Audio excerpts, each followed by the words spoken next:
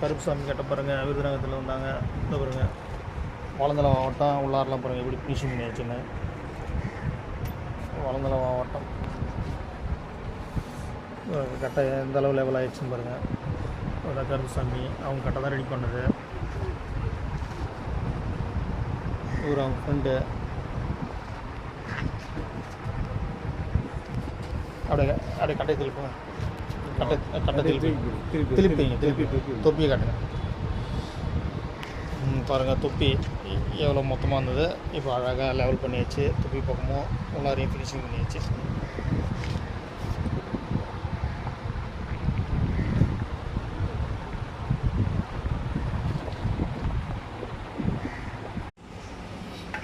கருப்புசாமி அவங்க விருதுநகர் மாவட்டத்தில் வந்தாங்க.